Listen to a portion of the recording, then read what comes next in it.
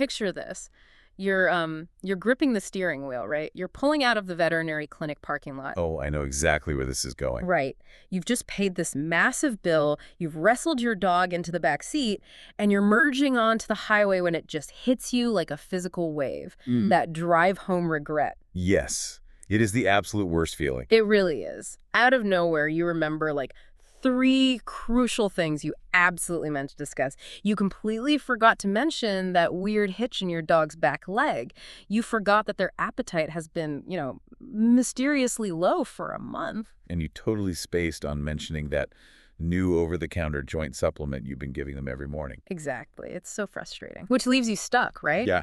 You either have to call the clinic back and be that person leaving a frantic voicemail, or you just sit on this vital medical information for another whole year. And it's incredibly universal frustration. I mean, the moment the clinic doors close behind you, your memory suddenly decides to just, boot back up and work perfectly again. Right.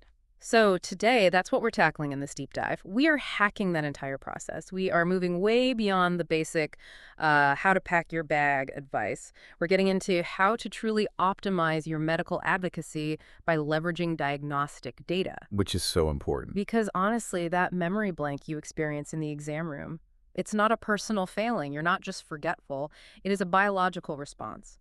We're treating this less like a pop quiz where you have to remember everything on the spot, and more like an open book test where you literally bring the cheat sheet. I love that analogy. That is the perfect place to start, because understanding the actual physiology of that moment changes how you prepare for it. You see, walking into a vet clinic triggers this low-level fight-or-flight response in you, not just your dog. Oh, wow. In the owner. Yes, exactly. Yeah. The exam room is a highly stimulating environment. You've got the weird smells, the buzzing fluorescent lights, and just that underlying anxiety that something might be wrong with an animal you love deeply. Right. The stakes feel so high. They do. And when you absorb your dog's stress, say they are pacing or whining or shaking, your own sympathetic nervous system kicks in. Your brain just gets flooded with cortisol. And cortisol is notorious for just totally disrupting cognitive functions, specifically memory retrieval. Exactly. Your brain literally shuts off access to the filing cabinets in your prefrontal cortex because it thinks, hey, we need to focus on surviving a tiger attack right now, not remembering dog food brands. That is exactly what happens. And our research highlights this brilliant case study of this exact phenomenon in action. It involves a highly attentive owner named Sandra and her 4-year-old golden retriever, Maple. Okay, Sandra and Maple. Right. Now, Sandra is the kind of owner who watches her dog like a hawk. But during Maple's annual wellness visit, Sandra got into that stressful room. The vet asked the standard opening question, how is everything going? And Sandra simply froze. Oh, no. Yeah. She just smiled and gave the ultimate default human survival response under pressure. She said, fine, I think. Fine. I mean, it is the ultimate cognitive off-ramp. Your overloaded brain just takes the path of least resistance just to get through the interaction. Precisely. And because of that off-ramp, the appointment just moved on. It was only on that dreaded drive home that Sandra's cortisol levels finally dropped. And she remembered Maple had actually been drinking significantly more water than usual for like the last 3 weeks. Oh, wow. 3 weeks is a long time. It is. And she also remembered a specific afternoon where Maple seemed unusually stiff getting up from a nap. Plus, she had fully intended to ask about transitioning Maple to a completely different diet. And see, those aren't just minor conversational details like increased water intake and joint stiffness. Those are major diagnostic red flags. They completely alter the medical context of a 4-year-old golden retriever. Completely. When those clues evaporate in the stress of the exam room, the vet is left operating on incomplete data. So we really need to bypass that cortisol spike entirely. We have to capture the evidence before the stress even hits. Which brings us to the most effective countermeasure. It's the night before strategy. The timing here is the entire secret. Right. You sit down in the quiet of your own home 24 hours before the appointment and you just document your observations. You do not do this in the car. Yeah.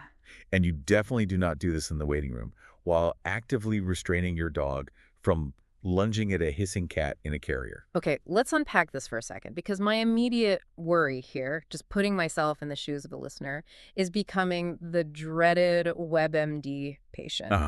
Yes, the fear of being too much. Exactly. If I walk into a clinic with a literal spreadsheet detailing every time my dog sneezed on a Tuesday, or the fact that they, I don't know, skipped half a meal on the 14th, I'd assume the vet is going to just roll their eyes at me. Aren't we risking looking like, well, overreacting hypochondriacs? It is such a common fear, but it really misunderstands the reality of veterinary medicine. Hmm.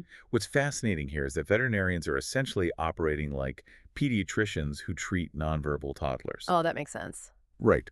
Their patients cannot self-report pain or discomfort. Because of that, vets are utterly desperate for granular data.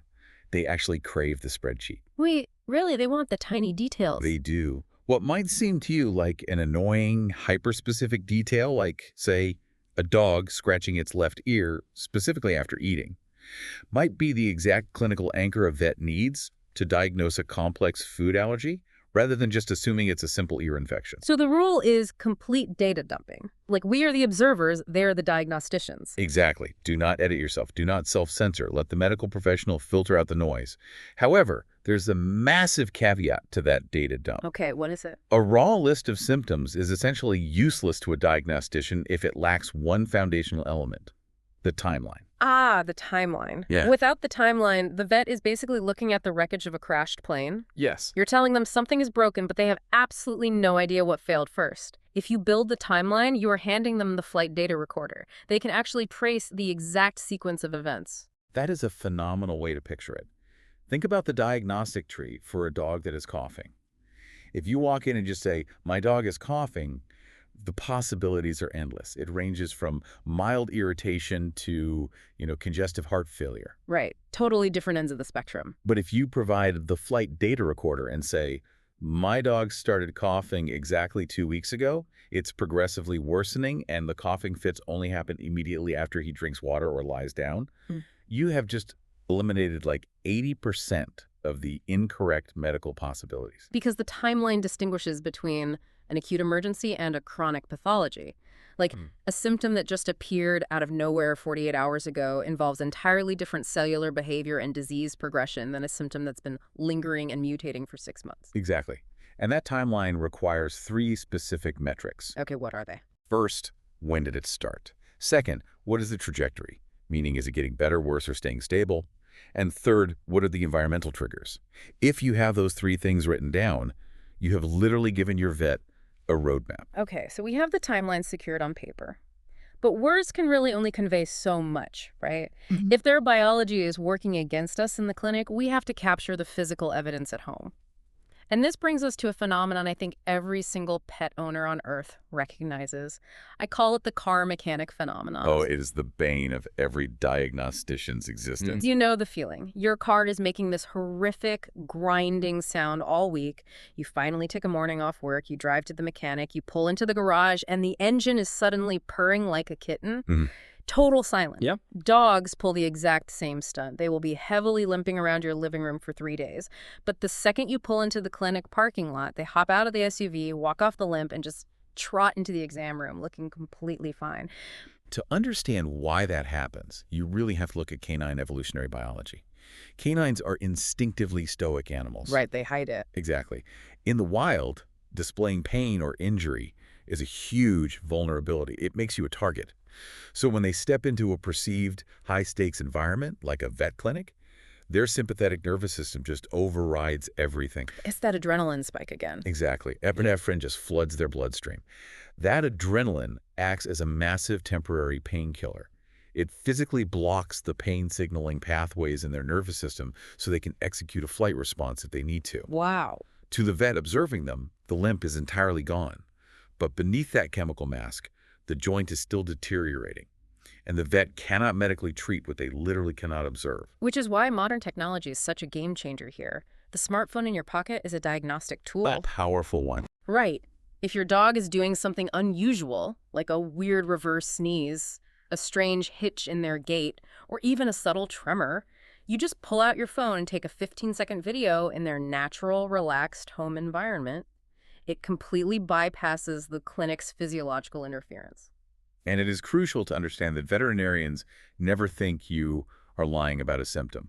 When you say the dog is limping, they absolutely believe you. Yeah, they know you know your dog. Right. But seeing the specific biomechanics of that limp on video, seeing exactly which leg bears the weight, how the paw strikes the ground, that provides a level of objective clinical data that a verbal description simply cannot match.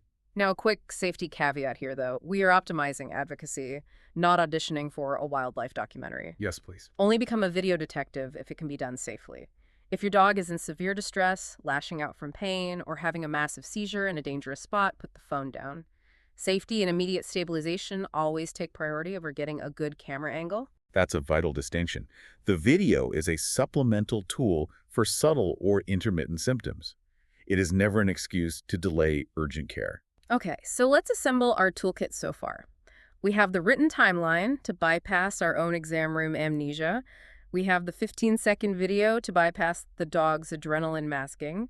We have the physical symptoms captured, but we are missing the hidden biochemical puzzle pieces. The lifestyle context. Exactly. Starting with what is arguably the most dangerous blind spot in a vet visit, the over-the-counter supplements. It is a massive vulnerability in patient history.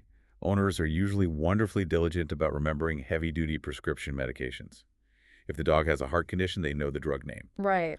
But they almost universally omit the joint powder they sprinkle on the kibble, the daily probiotic, or the calming chew they handed the dog 30 minutes prior just to survive the car ride. And the assumption there is that supplements are just vitamins. Like they are natural, they are harmless, they're just little wellness bonuses. Yep.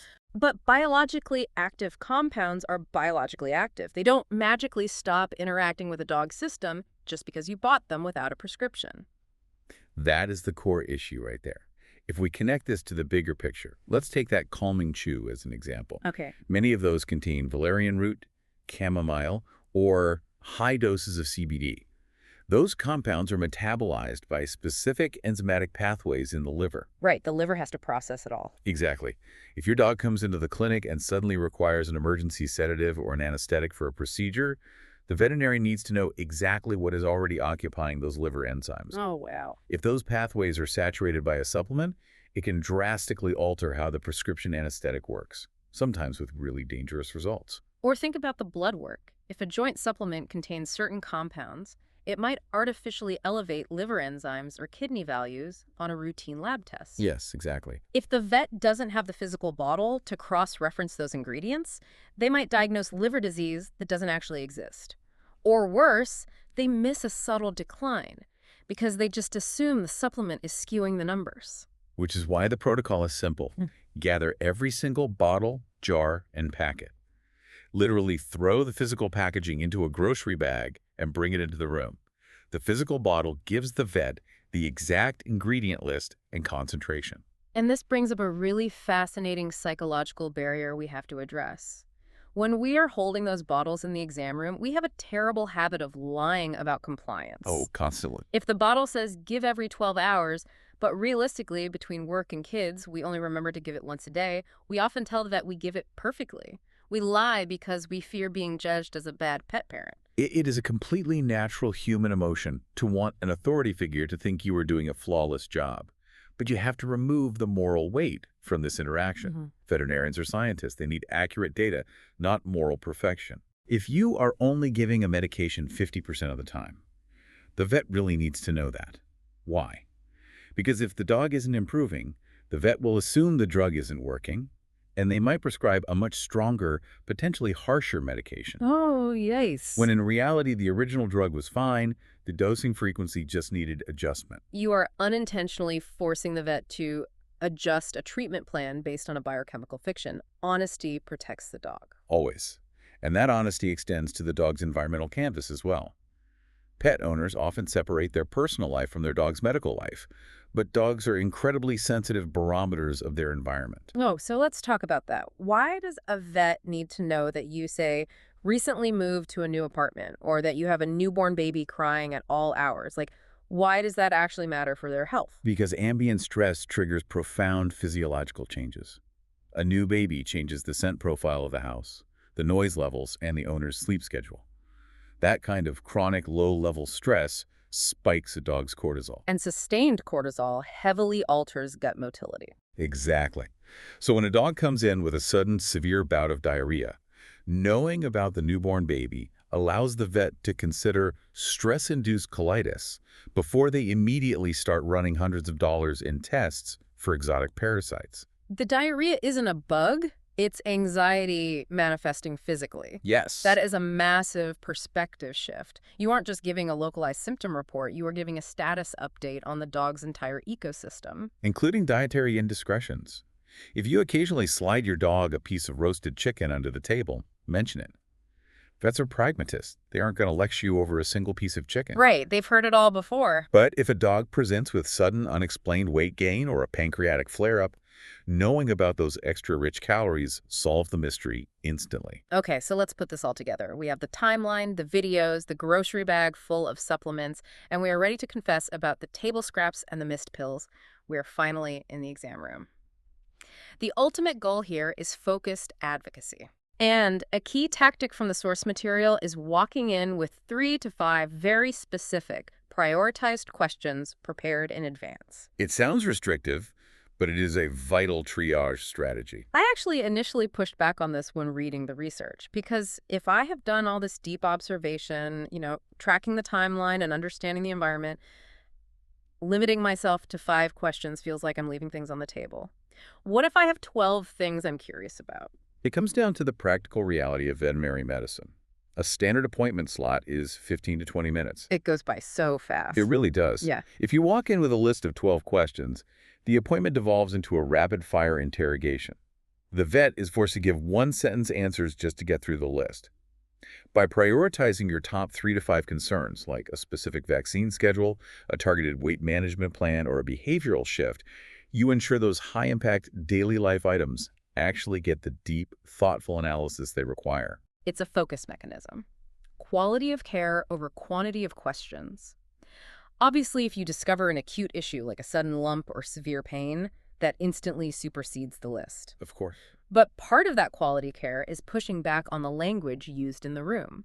Veterinary medicine is packed with dense, intimidating clinical jargon. And intimidation often leads to silence. Right. Like if a vet tells you your senior dog has idiopathic vestibular disease, your brain might just freeze. But idiopathic just means a disease without a known cause, and vestibular relates to the inner ear and balance. It's essentially a sudden, unexplained loss of balance. Yes. You shouldn't be nodding along to a term like that just because you feel intimidated by the white coat. It is your right as the advocate to stop the conversation and say, can you explain the mechanics of that? What does this specific diagnosis actually mean for how they navigate the stairs at home? If you leave that room without fully understanding the daily care instructions, the entire visit was compromised. You are the one executing the treatment plan. You must demand clarity. And to your earlier point about worrying if vets will find your preparation annoying, Yeah. pulling out a notebook or your phone to read your questions is considered a massive green flag in veterinary medicine. Really? They love the cheat sheet. They absolutely do. You can literally just say, hold on, I wrote this down because my brain always blanks in here. That's such a relief. It signals to the practitioner that you are engaged, observant, and respectful of the diagnostic process. You are actively partnering with them. And all of this preparation, the timelines, the videos, the lists, it builds into something much bigger than just surviving a single 15-minute appointment. It builds a legacy of data. It really does. It brings us to a profound, overarching concept. Your dog cannot speak. They cannot tell a new vet that they broke a toe 3 years ago, or that they had an atypical allergic reaction to a specific antibiotic when they were a puppy. Yeah. You are the sole keeper of that story. The keeper of the story. I love that. That entirely shifts the responsibility. You aren't just a pet owner, you are the medical archivist. And maintaining those archives is how you protect your dog in a crisis. You need to keep past records, vaccine history, previous x-rays, old blood work panels. You can use modern digital tools like the VitalPet app to organize this history right on your phone, which is a fantastic way to keep it accessible. That's super smart. Because if you ever find yourself at a 2 a.m. emergency clinic, or if you move to a new city, a vet who has access to 3 years of stable baseline blood work can make vastly more accurate emergency decisions than a vet who is starting entirely from scratch. That longitudinal data is absolutely crucial, especially as our dogs age. The health landscape gets exponentially more complex. You aren't just dealing with a simple ear infection anymore. You might be balancing arthritis medication against kidney function while simultaneously managing cognitive decline. Exactly. Having that historical timeline is like handing the vet a topographical map to navigate your dog's senior years. Without that map, every new symptom is an isolated mystery. With the map, every symptom is a data point on a known, manageable trajectory. So let's lock in this new protocol for your next vet visit. First, rate your observations out 24 hours in advance to bypass the cortisol spike. Second, attach a clear three-part timeline to those symptoms: the start date, the trajectory, and the triggers. Right. Third, physically bag up all the packaging for every single supplement and medication. Fourth, bypass the adrenaline masking by capturing imperfect 15-second videos of fleeting symptoms in their natural environment. Fifth, focus your advocacy by bringing 3 to 5 high-priority questions to ensure deep, thorough answers. And finally, offer the unedited truth about their environment: the missed pills, the new stresses, and yes, the table scraps. As we wrap up this deep dive, I want to leave you with a final thought to mull over. We have focused intensely on being the keeper of the story in a clinical medical context. But consider how stepping into this role of an active, observant biographer actually transforms your relationship with your dog outside of the clinic. Wait, how so? Well, if you are constantly attuned to the subtle, nonverbal ways your dog communicates, if you are actively noting the slight shifts in their gait, the cadence of their breathing, the minute changes in their energy levels, you're effectively learning to fluently speak their deepest language. Oh, wow. Think about how much richer, how much more profoundly empathetic your daily bond becomes when you are that deeply connected to their physical and emotional state long before you ever step foot into a vet clinic. That is incredible. By learning to be a rigorous medical advocate, you inadvertently train yourself to become an exponentially better, more empathetic friend. Active observation is a form of deep empathy. That is a phenomenal thought to take with us. And of course, a quick reminder that while all these strategies, apps, and timelines are incredibly vital for preparation, they are tools to support, never to replace, the licensed professional care of your actual veterinarian. They're the experts in the medicine, you are the expert in your dog. Together, you form the diagnostic team. So next time you are driving home from the clinic, merging onto that highway, you won't be gripping the steering wheel in frustration. You won't be battling that sinking feeling of drive home regret, because you understand the biology of the exam room, you captured the data before the stress hit, and you advocated for your best friend exactly the way they deserve.